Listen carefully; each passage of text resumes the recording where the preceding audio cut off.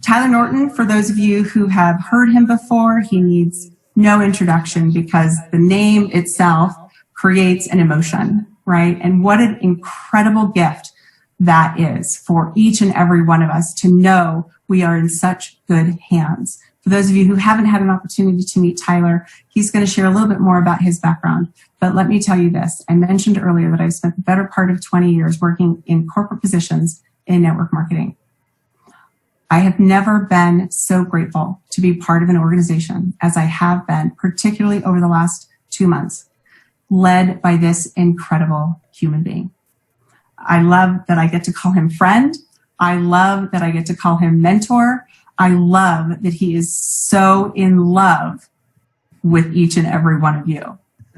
Because I know that my love for each and every one of you is tenfold. And when we can combine and lock arms with a combined purpose, that is a true leader. So Tyler, thank you so much for being here tonight. I'm so excited for you to share the genesis as you are the kickoff to this incredible week of campaigning for the opportunity to meet ASEA. So welcome. Thanks, Karen. Really nice of you. I do have some slides. Shall I start my share at this point? You betcha. I'm going to stop my screen share and you can go ahead and pop that up. Tyler, I cannot believe while you're doing that, maxed out this line tonight. It's like awesome. Historic. There have been so many historic things happening over the last 8 weeks. I just can't share my excitement enough. I hope that you're feeling it like the way that I'm feeling it, but maxing out these lines tonight. Thank you so much for being here. It's wonderful to be here. Thanks, Karen. We sure appreciate you. I'm convinced that the reason we've maxed the lines out is because we're down to no one else has anything left to watch on Netflix or on any other streaming service because we've got you tonight. But I'm glad you're here. And thank you so much, Karen, for launching the call. To those of you that are here for the first time, thanks for joining us this evening. And that you're my favorite ones on the call because I get a chance to share the story of how this company started for the first time. And I certainly would like to start by telling you that if you're here tonight for the first time, I truly believe that you're here for a reason. And I believe that reason may not necessarily just be you. It's likely people you know and love and care about. It could also be for people that you have yet to meet. But really am thankful that you're here and very, very grateful to have a chance to share this story with all of you. Before I start the message of how this company was started, I would just like to express my love and concern to all of you or any of you that are dealing with this particular challenge we have worldwide right now. I'm so sensitive to the fact that there are people right now as we speak that are suffering. I read an article this morning of the number of healthcare professionals in the world and in our country here in the United States that have been infected by this disease. I am utterly humbled and just blown away at the thought. What comes to mind is the 9/11 moment when everyone was rushing out of the buildings in Lower Manhattan, and fire and police and first responders, firemen are running into the building to provide support. I feel that way about our healthcare professionals that are helping us. And so I wanted to start appropriately acknowledging the challenge and suffering that's going on. I'm sorry for any of you that know loved ones or friends that have been affected by this. Certainly my heart goes out to anyone who's lost a loved one or friend to this. And just genuinely, my heart goes out to any and all that are dealing with the challenge. I think we should all take seriously the counsel we receive from our leaders at this particular time about social distancing and being careful. And I'm so thankful for technology that we can still gather tonight this way, but want to A, express my concern, and B, just let you know that we're mindful of all of you and thankful you're with us tonight, and are certainly trying to do our part to help in a world that needs the help right now. I'd like to give you a high-level overview of what I want to discuss tonight, and I'll start with just this quick outline. I'd like to tell you a little bit about my father. He's the true founder of ASEA, in my opinion, Vertis Norton. I'll tell you a little bit about myself. I won't go in as much depth as I will with my father, but I think it's an important part of the story that may add some source credibility to it. I'd like to share a little bit of our backgrounds with you so you have a better understanding of who Dad is and where he comes from. Maybe a little bit about how we found the technology that is the ASEA redox technology here. And then I have to share what I think is a very personal view of my own personal genesis, kind of how I got to my own understanding and, to be honest, my own belief sets about what this all represents. And then I'd like to close a little bit about what we look like today. We are 10 years old this year. 2020 marks 10 years of a company. And frankly, this journey started even prior to that. And I'd like to give you an update as to where we are today after telling you how it all started. So with that, let me jump in and tell you a little bit about my dad. Here's a picture of my dad. For those of you that don't know him, Dad is 80 years old this year. I want to tell you a little bit about his background, if I can. And I'll be quick. I don't want this to get too cumbersome, but you need to know a little bit about my dad to appreciate what this is all about. My dad worked his way through high school and college. He's the oldest of 7 children. And didn't have a lot of money, so his family couldn't help him through college. So my dad paid his way through college by being a manager in the grocery store industry while he attended the University of Utah. It was fun when I was putting these slides together. I was finding old pictures of my dad. I found this Safeway names manager for their Bountiful store here in Utah, and he was studying at the University of Utah at this particular time. And my dad was interesting. He would work really, really hard, pretty much 60 to 70 hours a week. He would get up at 4 in the morning and study for a couple of hours. He'd go to work all day for 10, 12 hours, and then he would run up to the university in the evening and take classes. And I've always appreciated that about my dad, that he was willing to work that hard while going to school to pay his own way. And as soon as he graduated and had a little time, he ran a small food service business that he started that was very successful. But he decided he wanted to stay in the grocery industry, but wanted to come at it from a different angle. He now knew the retail side, he knew the store side, but someone said, you'd do real well if you considered going to work on the food side. So he took a job with a then giant in the industry of General Foods. They've since been merged with Kraft Foods. And Dad worked many years there. He worked 15 years for General Foods. And if you do the math, he had 10 jobs during that 15 years. So quite a bit of movement along the way. We moved from Utah when I was born to Seattle, Washington for a few years. Then to Delaware. He was a regional manager there in Philadelphia area. And then ultimately to New York. We lived in Connecticut and Dad worked in New York, where his final job with General Foods was leading their largest division, which was their beverage division, over $1 billion in sales in White Plains, New York, where their headquarters were. And we stayed there with General Foods. That's pretty much my entire life. When I was about 14 or 15 years old is when an opportunity came for my dad. He was recruited away from General Foods. He came home to tell me that we were leaving Connecticut and moving to Ohio, which I can tell you I was not thrilled about at the time. I've since fallen in love with Ohio and Connecticut. But Dad was recruited away. Oh, these are some images I found that when he was with General Foods years ago. I got a kick out of finding some of these old pictures. But he had a real successful run there and ultimately was recruited to go over and work for a company called Hobart. Now, those of you that are in the food or food service industry will know that Hobart is a large commercial food equipment company, one of the largest in the country and probably the best by a lot of standards.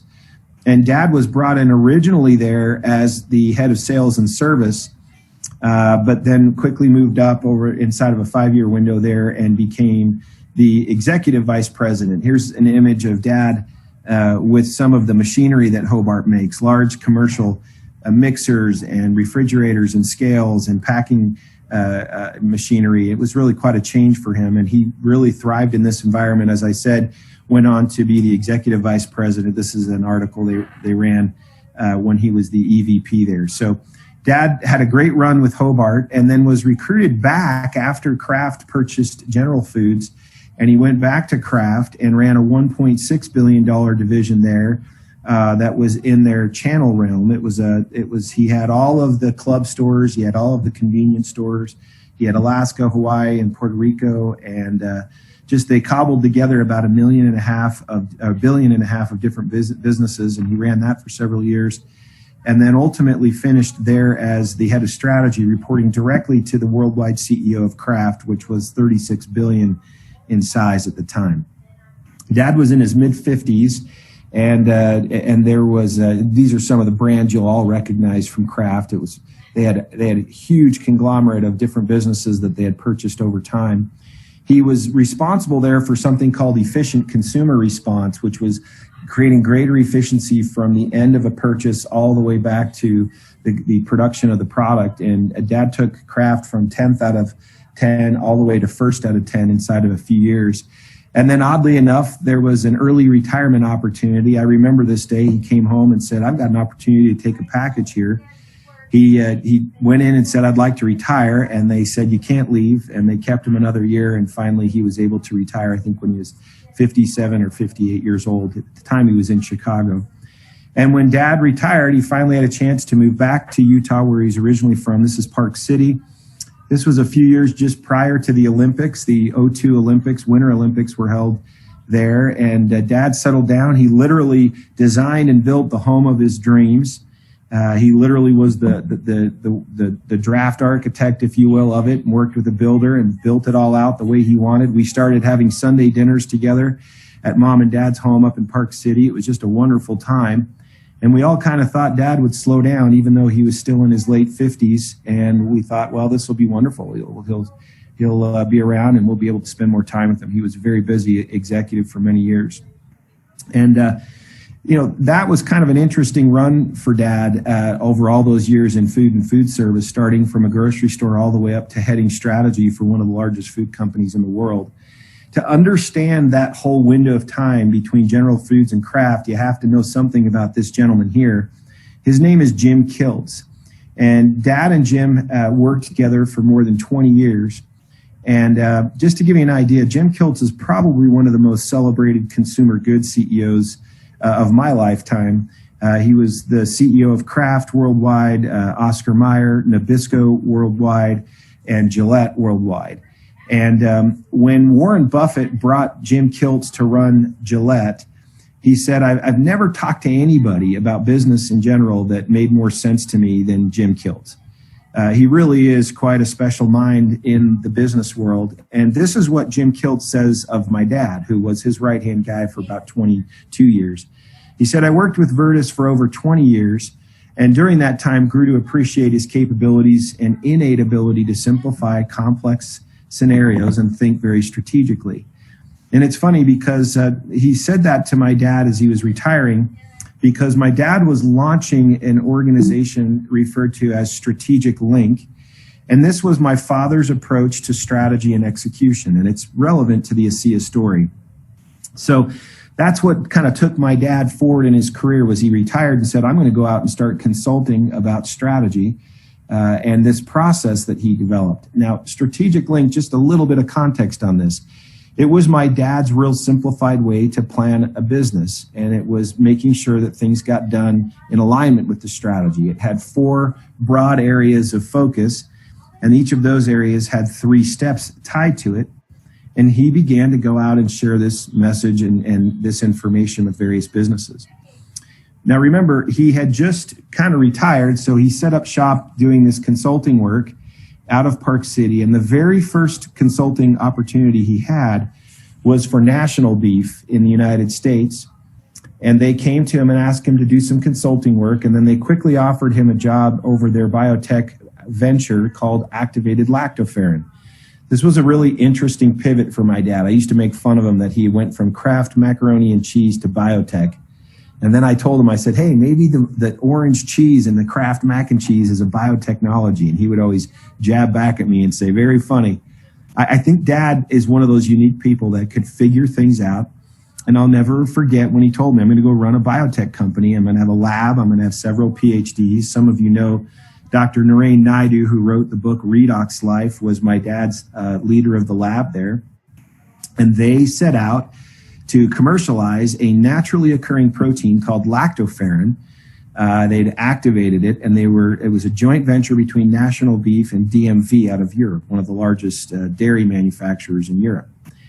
So Dad set out to do that, and that was what he was doing, maybe 15, 20 years ago now. That was what he was doing, but it was all born from that strategic modeling that he did. Now, quick update on my background, and I'll show you how these things converge. So I took a degree from the University of Utah. Oh, I got to start with my family. Sorry. I am a father, happy and proud father of 6, a father-in-law to 2 beautiful daughters-in-law, and a happy grandpa who happens to be my grandson, Henry, there, just came today. I'm down at my parents' second home in southern Utah today. We spent a few days down here quarantining with our family and kids who are out of school, obviously. And my little grandson came down to see me today. So that's my clan, if you want to know a little bit about me. I'm the youngest of 4. So this is a classic 70s shot I found. Love the collars. And I'm the youngest in that picture. There's my dad when he was a young man. And Dad and I was the youngest, so I got to spend a fair amount of time with my dad. I found this picture of Dad and I when we lived back in Connecticut. So a little bit about me. I took a degree out of the University of Utah, as I mentioned a moment ago. I went to work in the insurance industry for a Mutual of New York, known often as Money or the Money Group. And Mutual of New York is at the time, was one of the oldest life insurance companies in the country, over 160 years old. I spent 7 years there in financial advisor position. I was a sales manager. I had the #1 sales management team in the country. I was asked to be a national director overall training and development for sales managers. And then I was the youngest general manager in that company's history. When I was 29, I ran Arizona and New Mexico for Mutual of New York. I was recruited away by the way, my father was teaching me that strategic link process all the time. And so while I was in these jobs as a young man, I'd go to my dad and I'd say, can you teach me how you're thinking strategically? And he started to download that strategic link process to me early on. That actually led to being recruited as a vice president in my early 30s for a 100-year-old insurance company here in Salt Lake, Beneficial Life. And a couple years later, I was promoted to a senior vice president and lastly to a chief distribution officer. So I was responsible for all revenue and sales of that company during that window of time. I sold a block of the business to a portfolio company of Goldman Sachs and Blackstone, where I spent a year as a senior VP. But then I just decided, you know what, I want to go consult like my dad. I want to take these processes that he's taught me over the last 15, 16 years and go out and teach them to other people. And you'll see in just a minute how that led to ASEA. So this is kind of how it all converged. You have my dad's background and his work, and you have my background, and we ultimately were asked to go do a consulting engagement. That consulting strategy engagement led to the finding of what is now ASEA. And to give you some sense, I got to tell you how this worked. When I was working for these companies in yellow here, Beneficial Life, I began to teach that strategic link process to folks that worked with me. And one of the gentlemen I taught it to came to me and said, would you be willing to help a company that I've invested in that's building some unique technologies for the pharmaceutical industry by teaching that company strategy and that strategic link process?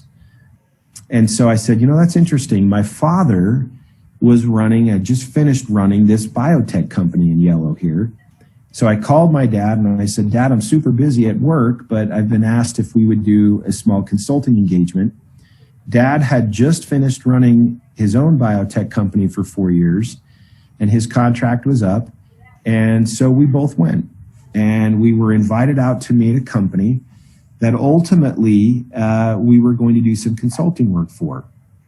They were a group that I was referred to, this gentleman that I mentioned that I'd worked with, and it was a small biotech company in upstate northern Utah. And they had more than 10 years and several $1 million invested in development and research around a certain set of technologies, 2 of which were their primary focus that they were trying to make relevant for the pharma industry. And they had this really one unique product that was made from salt and water. And as they began to describe this to us, we were certainly taken with it, at the same time thinking, this doesn't sound legit or real. And so they ultimately fell in love with my dad. He's a super good business head, and said, would you be willing to take a seat on our board of directors and help us to maximize the potential of these technologies? And so Dad, said, well, listen, I will, but I'd like to spend a little time taking a look at your research. So he asked them to give him a bunch of their patents and a bunch of their research that they had done. And my dad started calling all sorts of universities and institutions, Harvard, Indiana University, just a number of different places that had done research on these sets of technologies, particularly on the one that was based on salt and water. And I'll never forget, I kind of dismissed the interactions my dad was having with them at the time. I didn't really think much of it. I just thought it was a small consulting engagement. But my father's intrigue and interest and curiosity started to mount about what it was that they had. And remember, Dad had spent time running this biotech in yellow here, so he knew how to read the research. He could see the different research reports coming through, and he had just spent 4 years almost preparing himself for this. I really have felt that over the years. And it enabled him to see some things that clearly I would not have been able to see. I came to the house one day, and he had books all strewn about in his library, and he said, Tyler, I don't think these folks really know what they have. And I remember being really quick to dismiss what he was saying. I was like, well, I'm not sure that's that big of a deal. But he continued to tell me, he said, this is a really big deal, what these people are doing here. And I'm finding this out, and I'm researching this, and I'm calling these universities. And he was convinced that there was something really significant involved in that technology. Now, to give you some sense, the next time I came to the house, I kissed my mom on the cheek and I said, hey, where's Dad? And he's downstairs in the basement. And I go downstairs and I see this thing. This is the exact image of the device that I see. And to be honest, I wasn't paying a lot of attention to what he was doing, but he said, hey, come over here. Let me show you this. And he said, this is the device that makes the product I was telling you about that we went up and met with that company on. And I got to be honest, it was really weird. It was like he had mason jars and he was making this product. And the first image that came to my mind, guys, you'll get a kick out of this, was this image right here from Back to the Future. I was seeing that my dad's hair was lifting up. He's putting on lab coats. And I was like, what is this? The flux capacitor? Give me a break. And my father was saying, hey, this is the machine. This is the device. This is how they're making the product. And it didn't help much that he was like, hey, drink some of this. And I was like, not a chance. I don't know what this stuff is. Now, it didn't help. And this is a 100% true story. You'll see right here, I started calling this the stuff. I'd be like, Dad, what is this stuff? There was no name for it. I just affectionately referred to it as the stuff, in derision, I assure you. And I was making fun of my dad about it. And of course, when he's telling me to drink it, it didn't help that right on the very front of where they made this, there's a 1 liter beaker there where they would make this. This is the truth. I've hidden this so I can reveal this to you. This is what it said on it. That is an actual image of the device, and it said jewelry cleaner. So I'm like, Dad, what in the world are you doing? What is this stuff? And why is it called a jewelry cleaner? And he said, oh, disregard the jewelry cleaner. And I said, I can't. What is this? And he said they were sending it to some other country and didn't want people to be concerned, so they just wrote jewelry cleaner on it. And that's not what it is. Well, can you imagine? Let's be real. My dad is 69, 67 years old at this point. Very successful career, right? Over many years doing different things. And I'm thinking, what in the world is he into now? And I partly felt like it was my responsibility. And so I joked with him for months on end about the stuff and what he was doing, but he was growing in his curiosity and confidence as to what this was all about. Now, as you can tell, I didn't have an early conviction about this. I didn't have the benefit of running a biotech company, and I really wasn't digging through a bunch of research and connecting dots. But I did go through my own experience that I want to share with you guys as a reference point.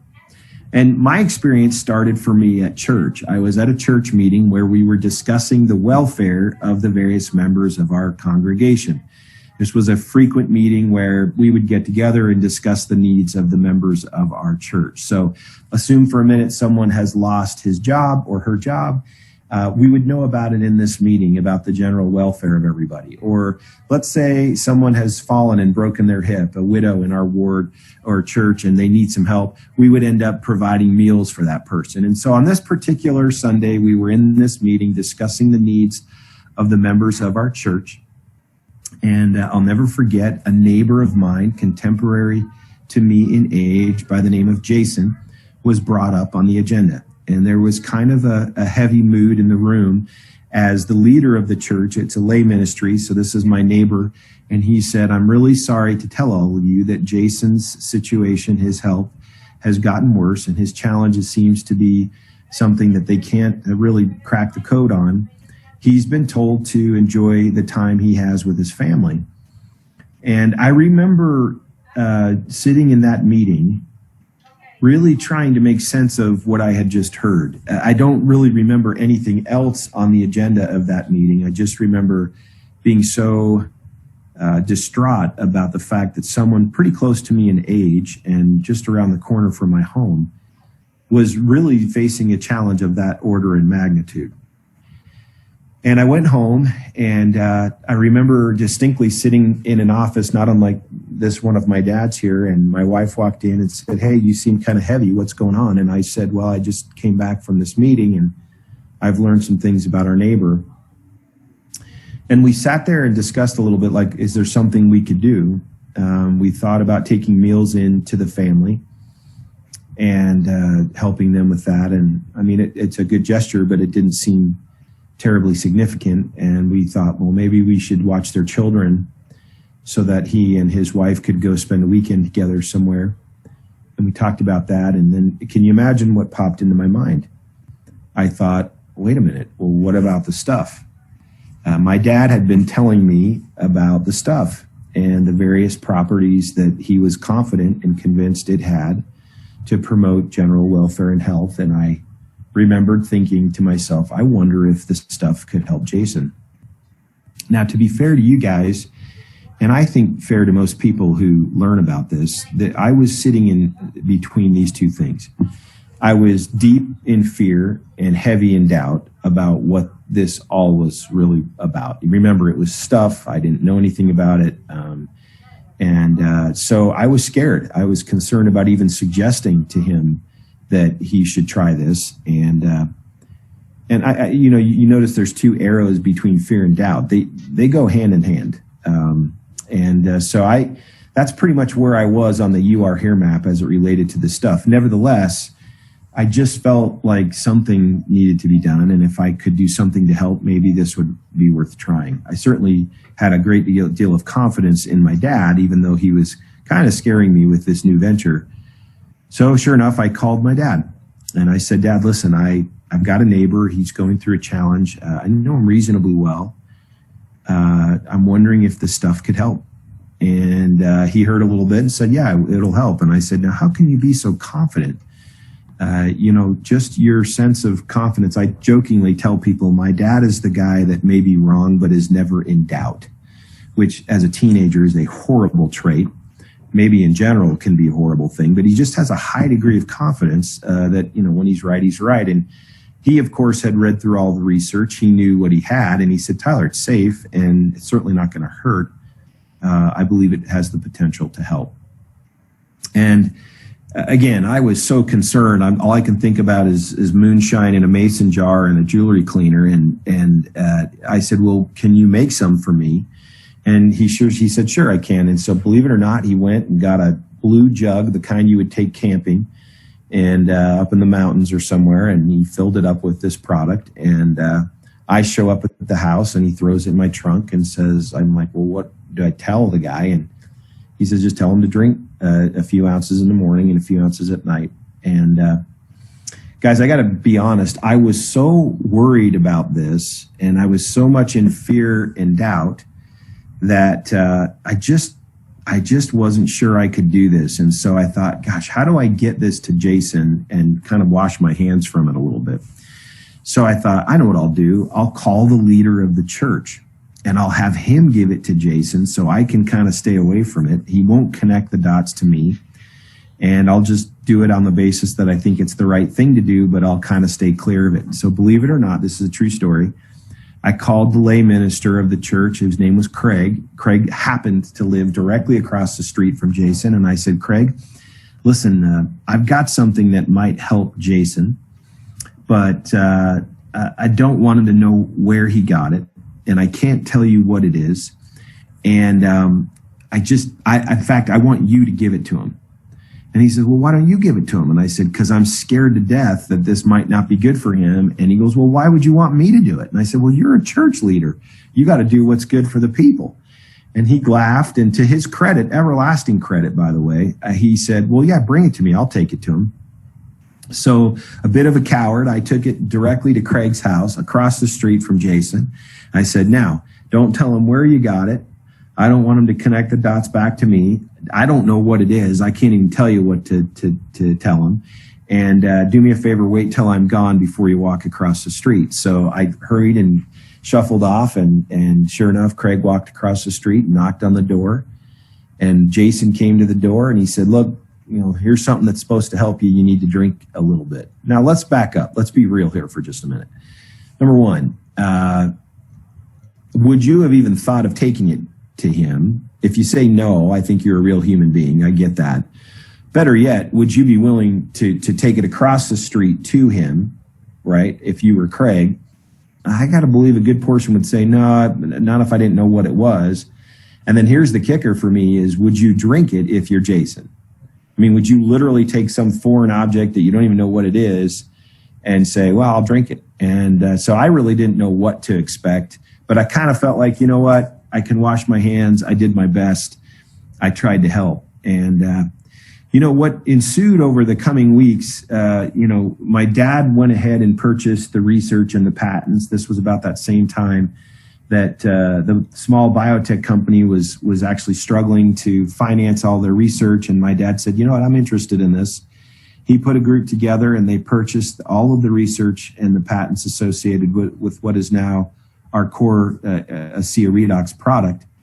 And for me, it was an interesting time because I had gone from the jewelry cleaner and the moonshine in a mason jar, and I started hearing them talking about redox signaling and molecules. I heard that for the first time, the notion of cellular communication, which I always thought was linked to a cell phone, and later learned that they were talking about our body's cells, and they have an ability to communicate through signaling mechanisms. These were times when I was hearing things like redox biochemistry I'd never heard of before. And ultimately, I met with some of the early lead scientists my dad worked with who said, Tyler, this could potentially be the single greatest health science breakthrough of our lifetimes. I mean, this was hard for me to get my hands around with the whole mason jar. And all of this is what led to what you guys now know to be this ASEA redox product. Now, it was kind of during that same time, my dad had an opportunity to sell the technology. I think a lot of people give my dad a lot of credit at this time. I want to be fair and honest. Dad's original intent in buying this technology was to flip it. No question about it. It was simply, hey, there's value here. His good friend, Jim Kiltz, who I shared with you earlier, was then and is still today on the board of Pfizer.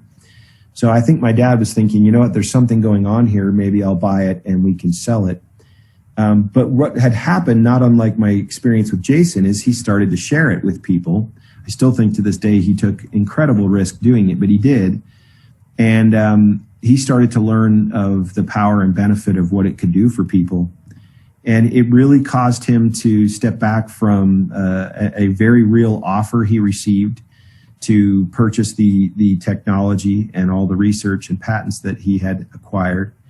And to his credit, no question about it, Dad chose not to sell during that interval of time because he really felt like if he did, much of the benefit of what this represents would be lost to humanity. It was all during that window of time that, I got a call back right around that same time from Craig, the church leader. And he says, Tyler, are you sitting down? I've got something to talk to you about. And I didn't know if it was bad or good at the time, but he said, I just got off the phone with Jason and his situation is improving. Of course, I didn't know exactly what he meant. And he proceeded to give me some details about how things were improving. And then he said, I was waiting to hear, did he actually drink the stuff? And Craig said, Tyler, that's why I'm calling. He's interested in getting more of it and is out of it and would like to know how to continue taking it. He's pretty convinced that any improvement in his situation, he can tie back to, quote unquote, the stuff. Now, this was an interesting challenge for me, right? Not the least of which was having to tell my dad that he was right. As the youngest of four in a home with a dad that's a pretty strong charactered person, the last thing I want to do is tell him he's right. But it was a very awkward and unique thing. I remember distinctly, I found myself asking this what if question. What if what my dad has been telling me is true? What if this really has helped him? What if this is really truly able to help him? And I think a lot of people, a lot of you on this call tonight, and a lot that may be invited to join tonight, have or will have this kind of what if moment. Now, let me remind you, on my You Are Here map, this was an interesting challenge. I was heavily and squarely in fear and doubt. And this experience kind of kicked me into an interesting place of hope. And you'll notice that I played ping pong back and forth between hope and doubt here. I would say, wow, what if this really can help or has helped? And then what if, this is crazy. Your mind's a pharmacy. You can decide anything you want to decide. These were the honest thoughts I was going through. I was so interested in better understanding his experience that rather than call my dad, I decided I would call Jason. So I called Jason direct. And I said, Jason, I'm embarrassed to tell you this, but I gave the stuff to Craig, and Craig gave the stuff to you. He's told me that you've had some recent good news. Can you tell me a little bit about your experience? And I've shared this story throughout the world, but the truth is it went quiet on the phone. And he said, do you have any idea what I believe this has done for me and is doing for me? And I said, I really don't. I said, could you take some time and walk me through it? And he proceeded to tell me things that I had really never heard of. But now, 10 years later, I've heard thousands of times, literally. And I think it's an interesting relationship between doubt and hope, or fear and doubt and hope. And if I put experience over here, the only way that the ping pong match between doubt and hope stops is if you start to have meaningful experience. In this particular case, one hash mark does not represent compelling enough experience to maybe not continue to wonder. And that was my experience. I had that one experience with Jason, and it was significant for him, but I still wondered how much causality you could point to what we had shared with him. It was during this time that I started to help my dad in earnest to get the company off the ground.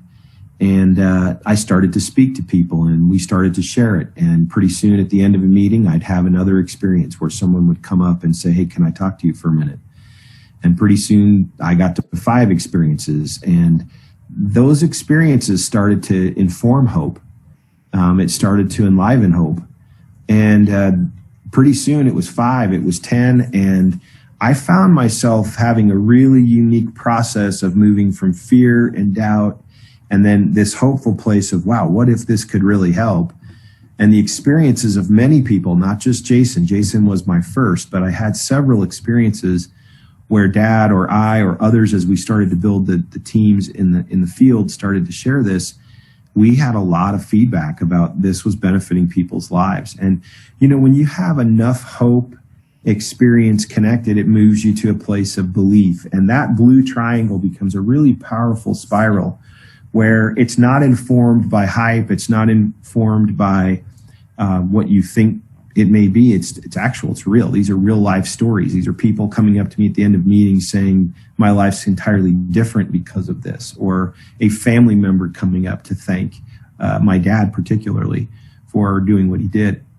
And it got so strong that it kind of got to a place where that fear and doubt connection started to fade. It kind of walled up. And I really didn't spend a lot of time thinking about fear and doubt. I just would say, hey, this is something that people need to be doing and trying, particularly people that are dealing with a challenge. I'd love to tell you that every single person we ever shared this with had a really positive experience. That was not the case, but we had enough and a significant amount that my beliefs started to really get strengthened. And if you know anything about the way my mind works, and I think yours too, once you believe in something, it enables this next stage in this You Are Here map, and that is you can act. I don't think any meaningful action takes place in life unless you believe that it will make a difference. And I got to that place to the degree where I was willing to jump in and really help grow this from those early stages.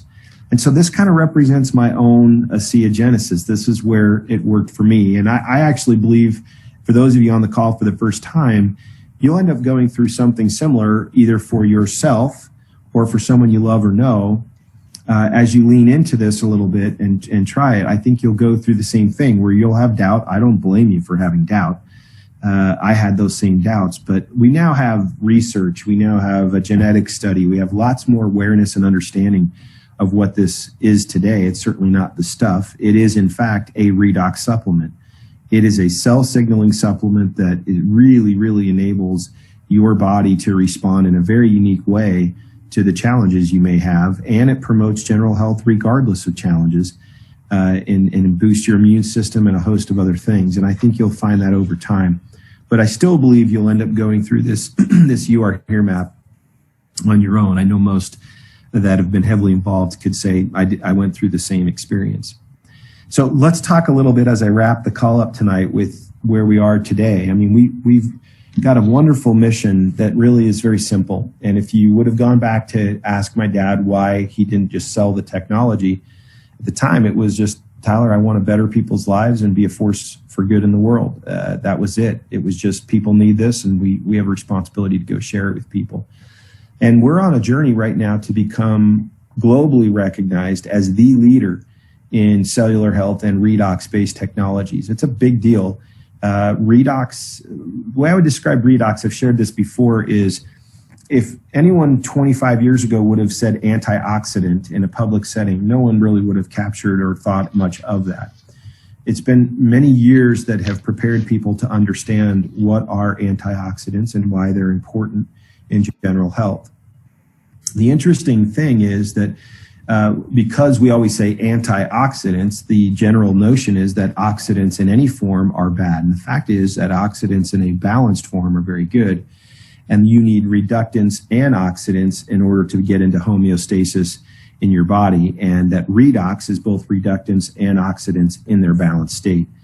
That's a powerful concept if you consider that antioxidants 25 years ago would have been a great place to put your time and energy. Well, what you're going to see now is the next 10 to 15, 20 years, you're going to see more prevalent reference to redox in life sciences. And we've been 10 years in front of the curve on that and continue to lead in that space. We will continue to own that space moving forward. And we have a goal, as the vision statement says here, to achieve distribution worldwide of three things. We want to distribute our life-changing product sets. We want to distribute our financial opportunity. And we really want to spend time distributing our culture, which are the things that we believe and stand for, that we think will draw and attract the light and talent that we want in the teams that we build around the world. And, you know, you think about where we've come from in that framework. We went from a jewelry cleaner, 1 liter, stuff, to a 40,000 square foot home office. We have a 60,000 plus square foot production facility just a mile down the road from that office on the top, where we manufacture the stuff. And now we know that that stuff is ASEA. This kind of continuum has happened not just for me, for lots of people around the world. Over 10 million bottles of ASEA have been sold. That's understated. It's significantly higher than that. And not only that, we've been able to increase our product portfolio around both redox technologies and overall cellular and general health to a really interesting, robust portfolio of products that are both the skincare line, the Renew 28 redox-based gel, which is an incredibly powerful product, along with Source Life Max, Biome, and Omega, which round out our VIA line, which is a nutritional line. It's really been quite a journey to go from just that simple mason jar all the way up to that product portfolio. We now sell ASEA in 33 countries around the world. So our vision of achieving worldwide distribution of those things is happening. And I'm pleased to tell you that we've grown significantly every year since inception. And most notably, the last 2 years, we've doubled the company in its overall growth, moving from 2010, really 2009, this says here, when we launched in early 2010 all the way to last year. A couple other interesting facts. We feel like we stand on a very firm foundation. That redox platform I mentioned to you, boy, it's no small thing in the world, and it's going to continue to grow. And we really have the 4 center squares on the chessboard of what I think is redox. I don't think of us as a startup company. I think we're an early momentum company, as evidenced by the 2 years of doubling. We've had 50% growth in each of the past 2 years. Last year we were 77th in the world in the Direct Selling Association Top 100. We just got word 2 weeks ago we're now 44th in the world. So we're inside the top 50 of all direct selling companies, which includes a universe of thousands. And we're really, really excited about the growth that we're seeing. I mentioned we're in 33 countries. We have no long-term debt. We're profitable, and we have financed all of our growth and development out of our own health and financial health. And we have no outside stakeholders in the terms of debt holders or creditors that have any kind of covenants or influence or control on the company. Our executive team has, on the average, been together 7+ years, which in this industry is very unique. Chuck Funky, our CEO, who you'll hear from tomorrow evening, and Jerem and I have been working together, the three of us almost since inception. Chuck joined in 2011, Jerem in 2010. And Chuck and I worked together as officers in the insurance industry for 8 years prior to that. So he and I have 18 years experience working together. Karen, who so capably leads our North American region, is 10 years with the company. Justin Wilson, over 10 years with the company. So you've got significant executive leadership that's been around together. And I can't stress this enough. This Redox platform is a really, really special place to be. It's unique. We don't see ourselves playing really in the same swim lane as anybody else. We've got our own unique swim lane. We've got our own unique story, and we're really excited about where we can take it from here. All of our systems are scalable and online. We've taken years to get to that place right now. Our production facility, I showed you an image of that, can scale to 4 times our current revenue with very little additional capital infusion or capital expenditures. We've got a really good modular approach to scaling that growth, and we're excited to be able to move there. Our field leadership, many of the folks on this call and the ones that have invited you, really steady and strong. We love our field leaders. We think we've got a great culture. We're not about top spin, and we're maybe not as sexy as some others try to be. We just try to be real, substantive, and authentic about the way we're doing this. A lot of companies in this space will start saying, let's start a network marketing company and then go hunt for a product. We are the exact opposite. My dad found a product, felt strongly that the world needed it quickly, and asked himself very simply, with, interestingly enough, 20 to 30 years experience in retail and food service. He said, no, we can't go those traditional routes because this needs to be told in the form of a story and shared with people from one to another. So it was interesting that he found the product that he knew the world needed. He simply said, how can I get this to the people who need it quickest? And that's what he did. Dad really, nothing's changed in my dad's life. He was financially successful prior, and I'll submit so was I. And he lives in the same home. He drives the same car. I mean, not much has changed about my dad in the last 10 years. But I will tell you this, he sits at home and he has stacks and stacks of letters, and he reads 5 a day. My dad's very methodical, and he'll read 5 letters a day that people have written. And then he 3-hole punches them and he logs all of them. And he logs them in many different ways. Some of them he logs about the impact that they've had with their health. Sometimes he logs them just because of the nature of the story of the person that shared it. And it's not uncommon for me to go to the house and see my dad, and he's sitting in a chair and says, hey, come read this story. And he'll hand me a piece of paper and I'll read it. And I'll look up after reading it and kind of nod my head. And he'll say, now, what am I supposed to do about that? I mean, he really genuinely is just super soft-hearted about the fact that people are having a positive experience with ASEA. And he never really talks about it through any economic lens. And that's a very genuine thing. He talks about it through the impact it's having, and that's part of our culture. This was my dad's retirement. He retired in 2015 and handed over the reins to us here at the company. We've got a great leadership team, over 200 and I want to say 60 to 70 now employees. These are folks all around the world. This is certainly an image of just a handful of our leaders helping to carry his vision forward. But it's just fascinating to me to see the risks that my dad was willing to take and where this company has gone in the last 10 years. I'm going to stop my share here and just share the last few remarks with just no screen share here. Bear with me 1 second.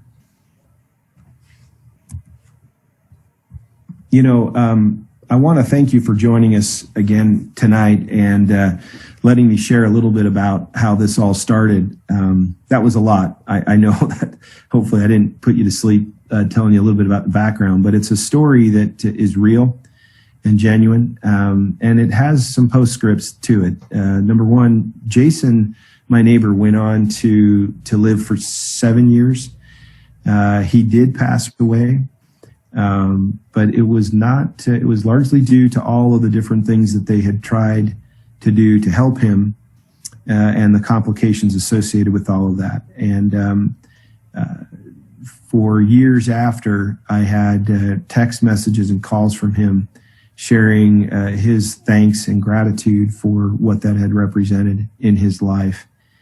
We live in a tricky time. This is a time when lots of folks are losing their jobs. Lots of folks are more interested, concerned, and rightfully so aware of their health. And I think we have an opportunity and a responsibility to consider how we might be able to relieve some of the suffering and some of the ambiguity that might be out there in people's lives. I heard tonight, Chuck was telling me our sales in Portugal last week jumped pretty notably, and we were curious about it. And it was largely due to a woman who had lost her business, her restaurant business, because of the lockdowns and quarantines, found this opportunity by virtue of a friend, and that friend suggested she look into it. She did, and she immediately launched into building a business around this. And we were fascinated to find out that a big amount of that jump just last week could be attributed just to that one individual who saw the vision of what this represents and took it seriously. I think there's people that are looking, that will be looking. I don't think by any stretch this is going to go away. I think we have a long tail on the challenges we've been dealing with as a world and as a nation. And I think we have an opportunity to take a message of some hope and opportunity to people at a time when their interest levels will be higher than normal. I think everyone's awareness about health and about frontline defense of our bodies during such a precarious and unique time in our history also creates a unique opportunity. I want to be careful. I don't want to exploit or take advantage in any way this virus. We shouldn't be going out telling people this is a cure. We should not be saying that this prevents it in any way. We should simply be saying that we know this, strengthens and helps people's immune system, and be very careful about overstating it. I have seen personally what I believe to be messages and marketing attempts that I think are exploiting the fear and the situation in the world, and I don't want to have any part in that, and I would ask you to do the same. That said, I mentioned at the beginning of this call that I felt like if you were on this call, it was for a reason. And I don't think the reason is you per se. It's been my experience that you're here largely because there are people now in your center of influence or sphere of influence that may need this. And I think you should consider your motives based on nothing more than that. I find if we make this about business or about the business too quickly, we tend to miss the noble purpose in it. And when we make our focus the people and doing what we can to help people to have a better life or to be a force for good at a time that needs it, it's those moments when the right things occur. And so I think you need to focus most on that. As far as this company, I can tell you if you're looking for a place to land or consider, I think we're as good as any. As I mentioned earlier, we're really focused more on substance and authenticity than we are maybe the hype that this industry can be known for. I will say that I think network marketing as a whole is largely misunderstood and very much hidden from talent. When talent finds network marketing, think about it. How many people start out a college career or go to school or any number of things and want to focus on going into a direct selling profession or a network marketing profession? The answer is not many. When talented people find this industry, and I would submit particularly when talented, capable, good people find ASEA, there's really no one that's too good for this opportunity. My father, having been a Fortune 50 executive for almost 3 decades, would tell you and said to me recently, I wish I was 40 years old. I've had more fun from age 70 to 80 than I have in any other era of my life. And I wish I had found network marketing earlier in my career. It's a superb profession and one that's very, I think, poorly understood and interpreted. And if you gave it a shot, you would be blown away at what it could represent. It's an enricher on a lot of levels, not just economically. The relationships you'll establish, the teams and alliances that you'll build, to say nothing of those days when you'll get paid in goosebumps, which I've learned from so many people, where someone will call and thank you for the reach and impact you've had in their life, similar to Jason when I spoke with him. So guys, I want to tell you, thanks for joining us tonight and letting me share this story. Hopefully you can sense that we didn't really set out to do this. It kind of came to us, but we do feel a stewardship and a responsibility to share it with as many people as we can. And we've been really amazed to see the movement around the world and the impact that it's having. I know that, Karen, I'm just going to close the call out. So I want to say thanks. And for those of you that have been a part of this ASEA movement for a long time, I know I kind of angled my remarks tonight to those that are new, but to those of you that have been with us for a long time, I just want to say thank you for your influence in my life and for the good that you've done in the world and helping us to further this mission. ASEA really is not a company. ASEA is a group of people that have common and shared beliefs and want to do something good in the world, and you contribute as significantly to that end as I or anyone else might in my own sphere. So thank you for your contributions, and I hope everyone will stay healthy and safe as we continue to get through this, and we will get through it together. Let's be good stewards of what we have, share what we have where appropriate, and I look forward to being with you guys later on Saturday as I share a little more about our culture. You'll have a great session tomorrow evening with our CEO and Wednesday or Thursday with our president. I think Karen set up a wonderful lineup for everybody virtually to stay connected. So thanks again, Karen, and to all of you. And I wish you all the very, very best. Hope this little story has been helpful for you to get a feel for how this all started. Thanks, guys.